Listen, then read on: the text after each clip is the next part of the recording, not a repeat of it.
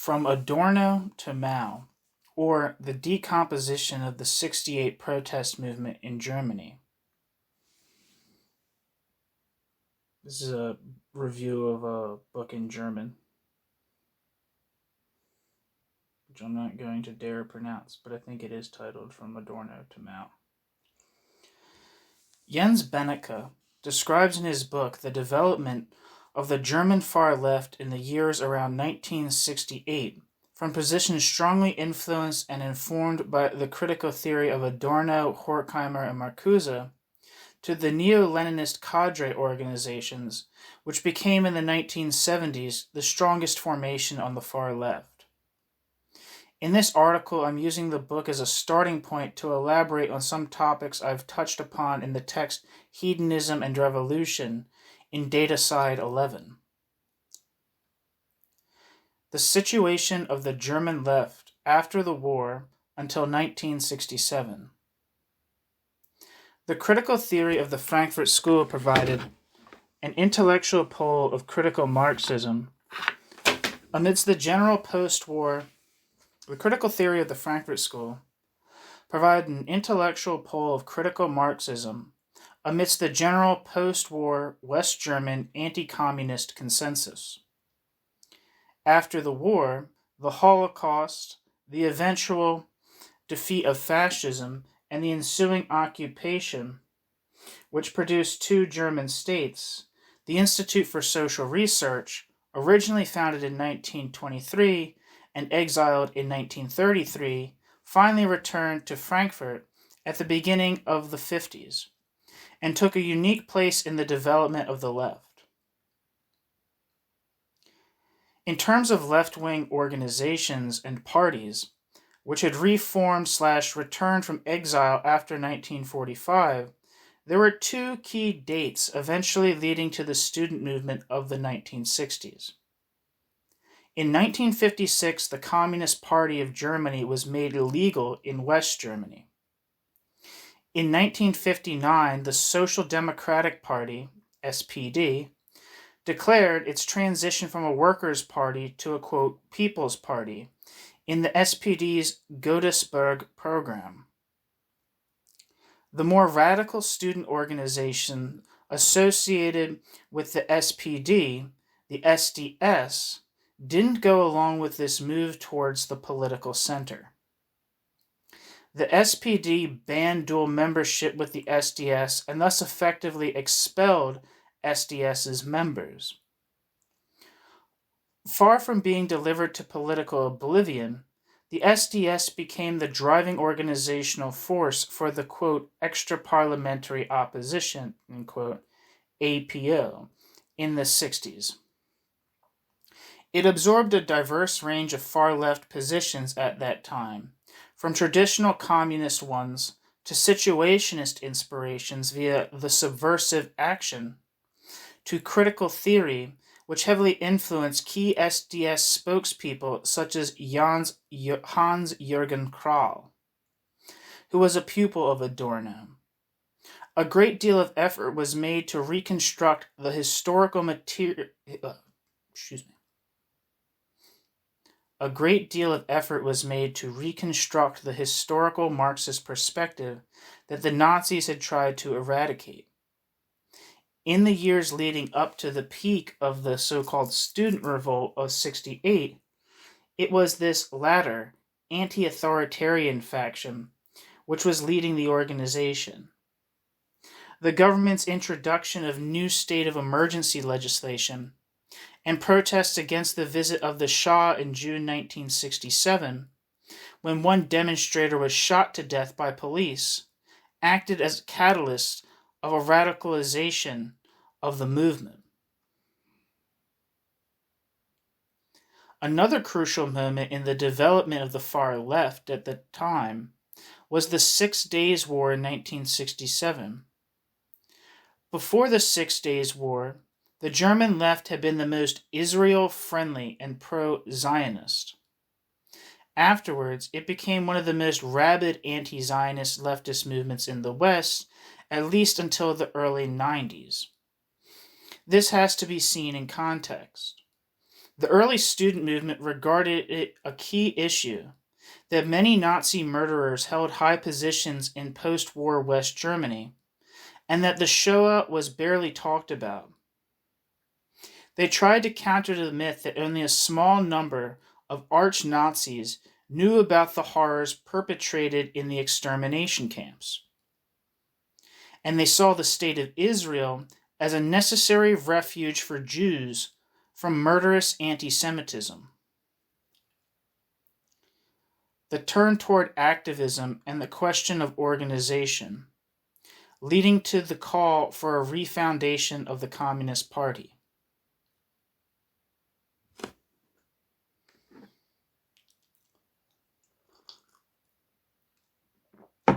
It appears that a younger generation was politicized not so much by the continuity of the Nazi elites or the campaigns against rearmament, but rather through the Vietnam War and an increasing anti-imperialist outlook. This was not limited to younger militants, but can also be seen in the development of Ulrich Meinhof. For example, Meinhof wrote editorials in the radical paper Konkret for 10 years before she became one of the founders of the urban guerrilla group Red Army Faction. As the student movement sought to consolidate itself as a revolutionary force, debates about future organization ensued. In 1968, the KPD was de facto allowed to reconstitute itself despite still being de jure illegal under the name DKP, German Communist Party. At the end of the same year, the KPD ML standing for Marxist-Leninist, was formed with a, quote, anti-revisionist, pro-Chinese Maoist intention.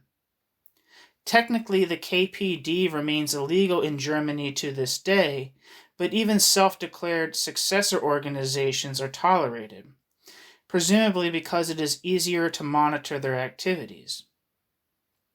While these two parties were not products of the student movement itself, they helped spawn a plethora of party nuclei, which came out of an SDS increasingly fraught with tensions and eventually disbanded in 1970. A, quote, turn toward the proletariat, end quote, caused many in the student movement to abandon the, quote, anti-authoritarian roots, and to accuse the critical theorists of being professors in an ivory tower, far removed from the practices of the class struggle. A frenzy of party founding. Many former activists engaged in a mania of founding various communist parties or leagues, which are usually referred to as K groups because they often use the letter K, German for communist, in their names. Besides the DKP and the KPDML, there was the KPDAO for Aufbau Organization and the KABD, Communist Workers' League, the PL/PI, Proletarian Left Party Initiative, the KBW, Communist League of West Germany, the KB, Communist League, and many more. See the book review of Michael Steffens' Geschichte von Trüffelschwein in Dataside 9. The DKP was oriented towards Moscow and initially organized the members of the illegal historical KPD, but it was only marginally connected to the revolts of the late 60s. The DKP was generously funded by the Eastern Bloc, apparently to the tune of 6 million Deutschmarks a month, and was thus able to have an overblown infrastructure and press that had no relation to the actual strength of the party in the wider left, Although the DKP also swallowed up some SDS member people, although the DKP also swallowed up some ex-SDS people, it was the K groups that became the real product of the decomposition of the student revolts. The historical anchors of German Maoism.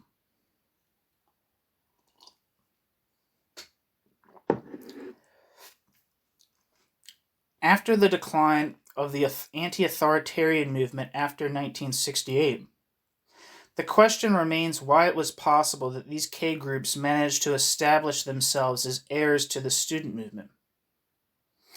This is particularly mysterious considering that they had mainly two historical references of orientation.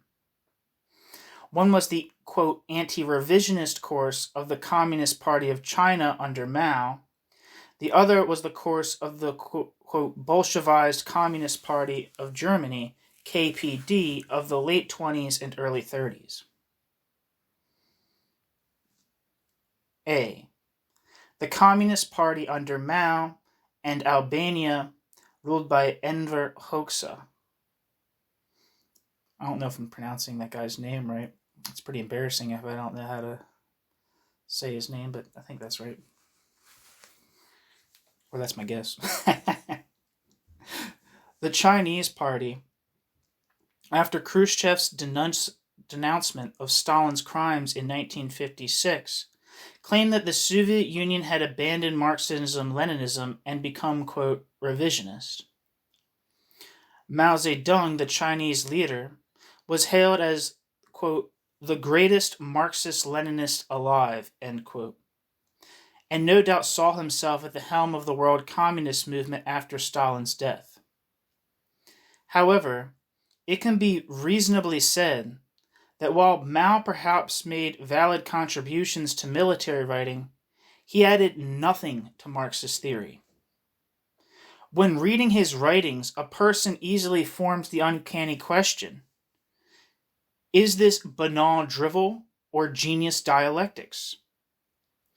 I would argue that it is usually banal drivel, but the German middle-class students after a proletarian turn obviously read something else into it. Considering the importance that Mao lent to, quote, considering the importance that Mao lent to praxis, something that was used by his acolytes in the K groups as an argument against critical theory, one also has to look at the praxis of the Communist Party under his leadership. While the real extent of bloodshed and famine in China in the 1950s and 1960s were not known in the West until later, it was quite unlikely that hardened Stalinist warlord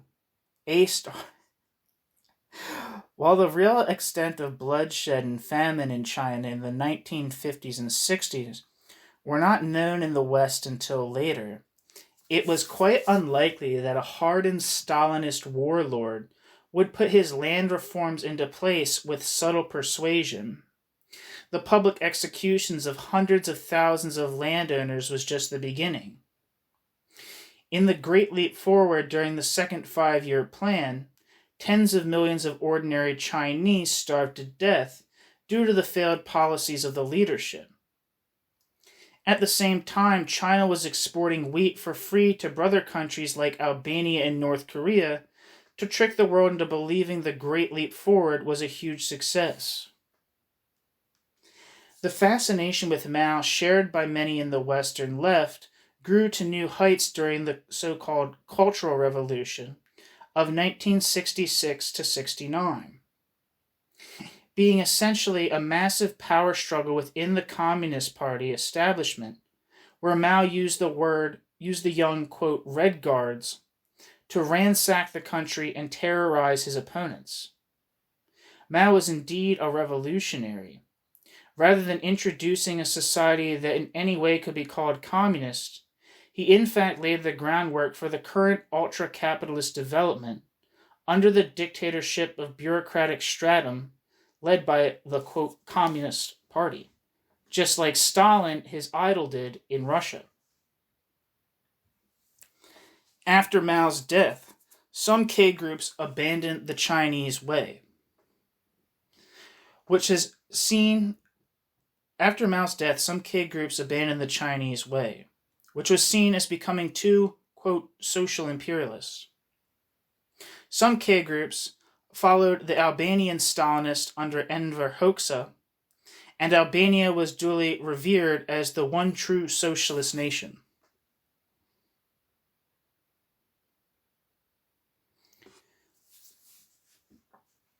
B.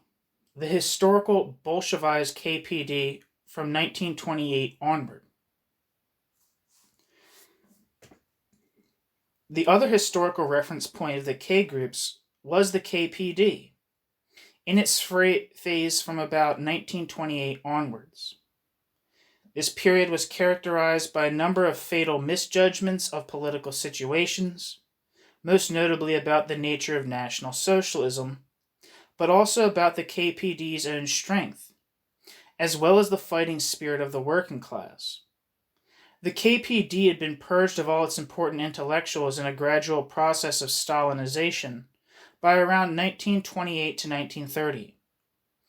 Everyone who hadn't left in the splits of the early to mid-20s, most importantly the ultra-left, forming their own Communist Workers' Party, KAPD, in 1920, and subsequently other organizations, had been expelled,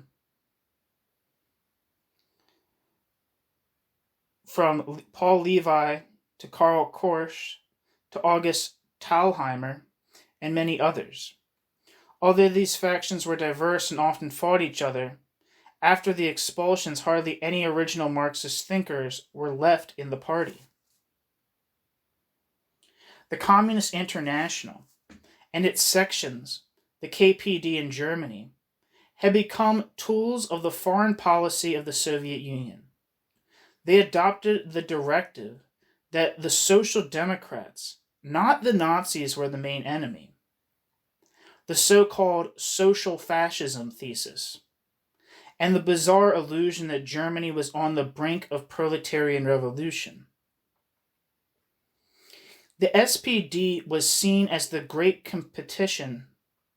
The SPD was seen as the great competition between workers' parties, but was in fact also a traitor to the revolution of 1918-19. When the Berlin police president Zorgebel prohibited the communist May 1st demonstrations in 1929, riots and fighting left many workers massacred by the police. The KPD saw this as the beginning of a new revolutionary mass militancy after years of relative calm since 1923. In 1930, the KPD issued, quote, a program of national and social liberation of the German people, which exemplified their misguided opinion that the masses following the NSDAP were merely manipulated by the elites of monopoly capitalism, and that they could be convinced to change sides by adopting some nationalist rhetoric. The KPD also figured that with the rule by decree that overturned traditional bourgeois parliamentary procedures under Chancellor Brüning from 1930 onwards, a kind of fascism had already arrived. In this period of economic and political crisis, the KPD's mass following consisted mostly of the unemployed, not so much of the workers still in employment. Even after the Nazis took power, the KPD was convinced that it would be a short-lived episode which the organized proletariat would put an end to through its mass actions. When the Central Committee finally tried to call a general strike against the Hitler government in 1933, it was not heeded at all. Within weeks, the party was smashed as a public political force and driven underground. This showed that the KPD did not have the structure to effectively strike back at the combined onslaught of the state and the Nazi goons. The Communist Party of Germany was not prepared for the counter-revolutionary escalation at all. The KPD was a, quote, paper tiger. It was this tragic period that allowed the Nazis to take power and smash the organizations of the working class. Despite the fact that the KPD made numerous misjudgments and eventually became a blown-up bureaucratic shell that was swiftly crushed by the Nazis, the K groups saw the KPD as their historical reference point and idol. In some cases, this went even further, exemplified by the KPD-AO, adopting a German nationalist stance, seeing the USSR as the main enemy on a world scale, a social imperialism thesis shared by some of the other K groups as well.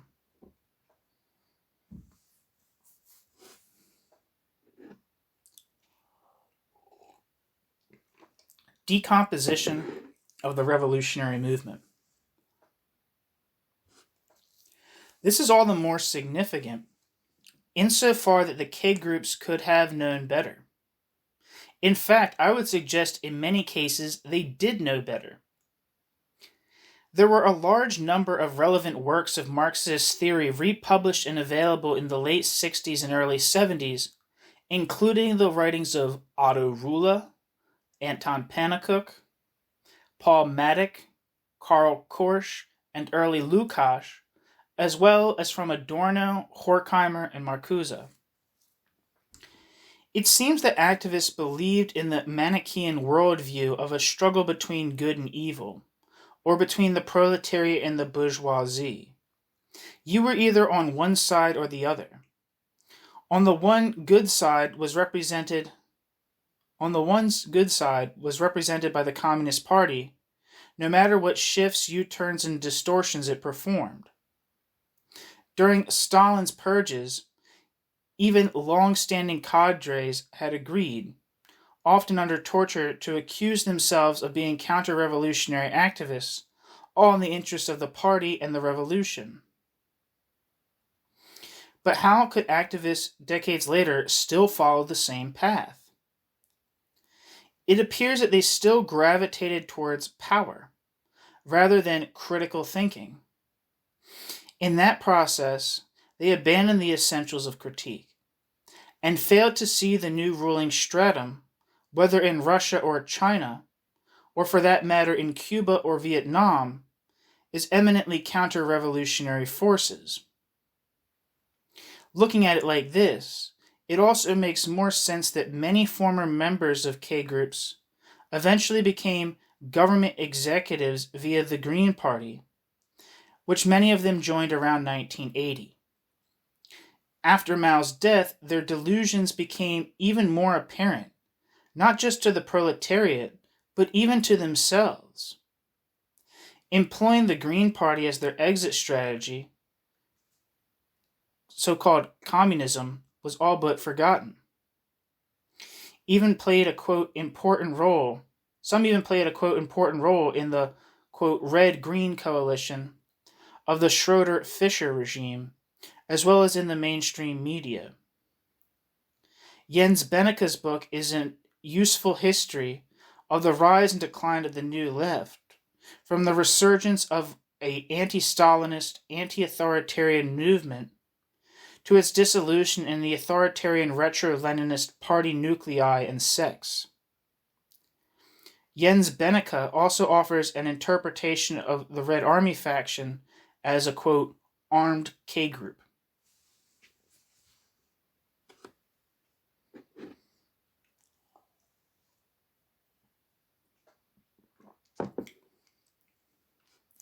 The RAF, an armed K group? The RAF was the foremost armed group of the far left in the early 70s. In the public discourse in the media, they were often completely wrongly characterized as, quote, anarchist. In fact, RAF's theoretical text demonstrated they were just as Maoist and anti-imperialist as the K groups. The K groups also agreed that the revolution would be a violent affair, but insisted that the time was not right yet to take up arms, while the Red Army faction claimed it was creating another front in the worldwide anti-imperialist struggle. Quote, if it is correct to organize the armed resistance now, depends on the question if it is possible. If it is possible, can only be found practically, end quote. From Das Konzept Stadtguerilla. This text is riddled with malquotes, and while a certain revolutionary voluntarism can be seen as a heritage of the, quote, anti-authoritarian phase, a clear tactical difference to the K groups, the theoretical agreements are blatant if you follow the arguments in their text. Lessons to be learned?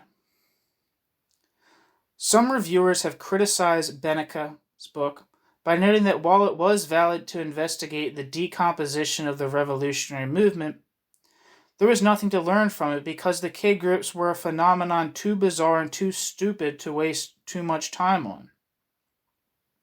This is only partly true.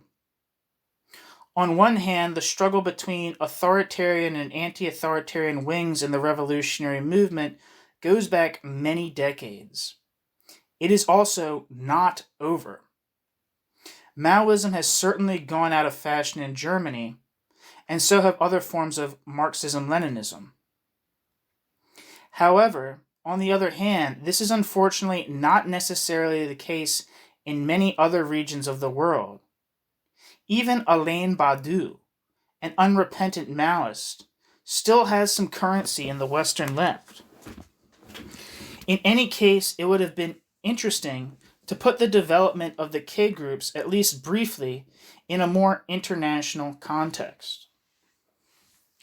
After all, this was not only a German phenomenon. I'm only mentioning here the Gauche Proletarienne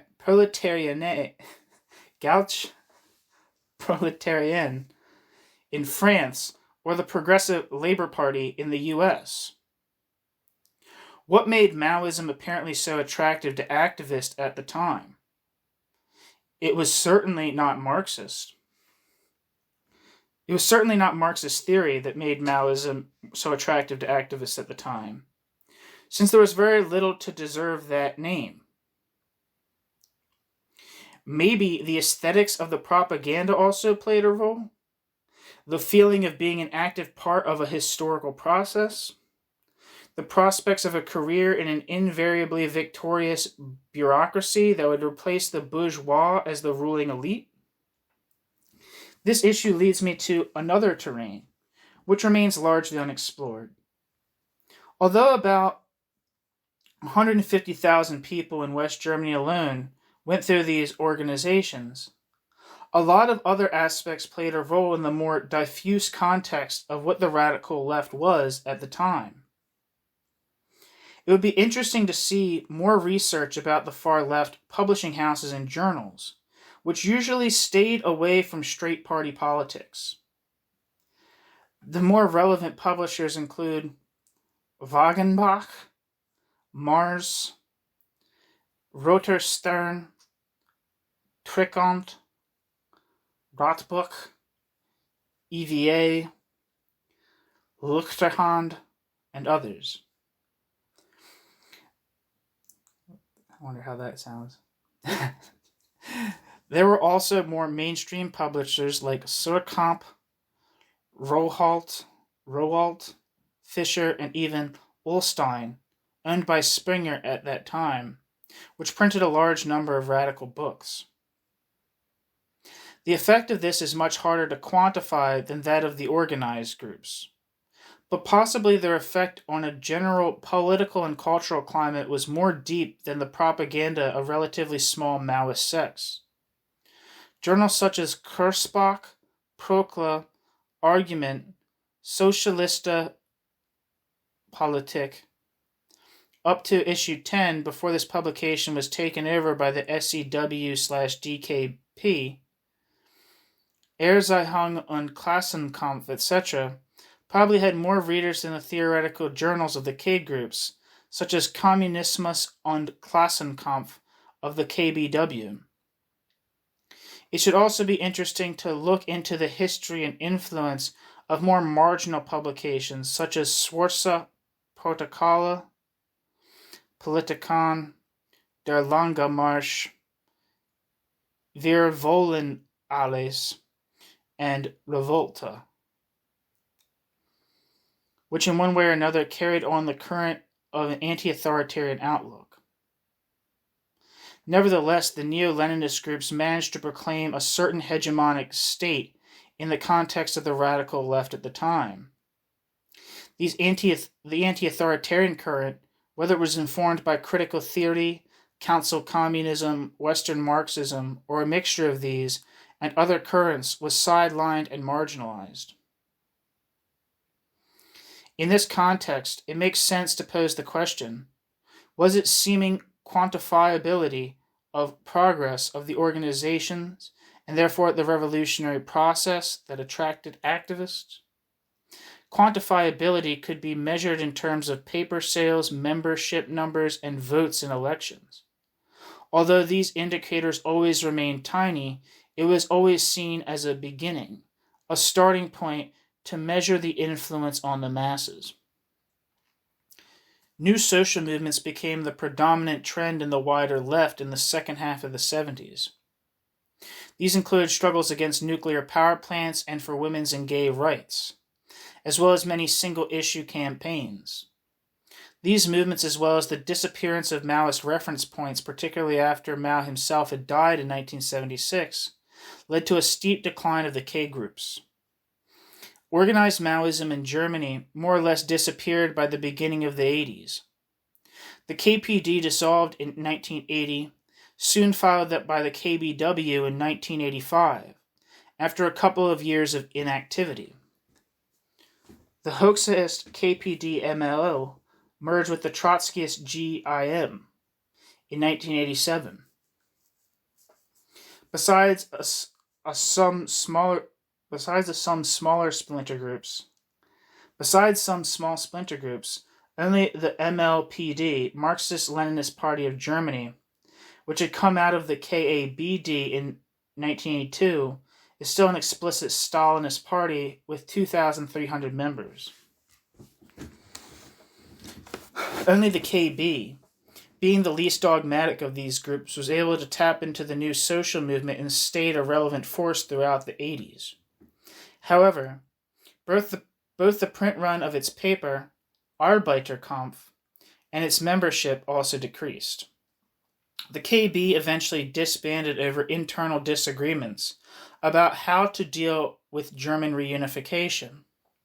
One faction still publishes the former Arbeiterkampf under the title Analysis and Critique, and the other faction prints the quarterly journal Bahamas. Quarterly journal Bahamas. A large number of former K groups cadres were absorbed into the Green Party in the early 80s. Some went into the PDS, later Left Party, in the 1990s. And others made it into parliament or other leading functions of the system. Needless to say, they have abandoned any pretense for communism a long time ago. However, the ideological mechanisms of the K groups remain active in other currents of Marxism-Leninism and in other parts of the world. In Britain, this can be observed in Trotskyism, which is always much stronger than Maoism in Britain. They have a similar obsession with party building, paper sales, and electionism. They are the same bureaucracy of wannabe representatives of the proletariat, building up organizations that act as processing plants of revolutionary energy, usually ending in the disillusionment of the individual members, used and abused as cogs in the machine. Considering the sad legacy of the so-called 68 movement, it makes all the more sense to employ an uncompromising critique of its authoritarian undercurrents. Benecke is making one contribution to this.